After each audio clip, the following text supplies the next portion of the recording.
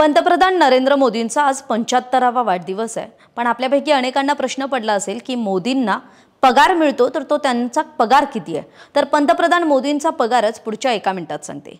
मोदींचं मूळ वेतन हे 50,000 रुपये, उत्पादन भत्ता त्यांना 3,000 रुपये मिळतो, दैनिक भत्ता हा 62,000 रुपये इतके आणि मतदारसंघाचा भत्ता 45,000 रुपये इतका। या सर्वांची बेरीज केली तर पंतप्रधान मोदींना दरमहा 1,66,000 रुपये इतका पगार मिळतो आणि त्यांचा वार्षिक उत्पन्न सांगायचं झालं तर 19,92,000 रुपये इतका आहे। आता एका दिवसाचा पगार त्यांचा 5,533 रुपये, एका आठवड्याचा पगार 38,733 रुपये, एका महिन्याचा पगार 1,66,000 तर एका वर्षाचा पगार 19,92,000 रुपये इतका।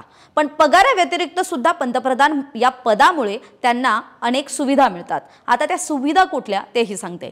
अधिकृत निवासस्थान जे 7 लोककल्याण मार्ग नवी दिल्ली इथे, एसपीजी सुरक्षा म्हणजे विशेष सुरक्षा गटाची 24 तास सुरक्षा असते, प्रवास सुविधा म्हणजे देशांतर्गत आणि परदेश प्रवासासाठी एअर इंडिया वन विमानातून त्यांना मोफत प्रवास करता येतो।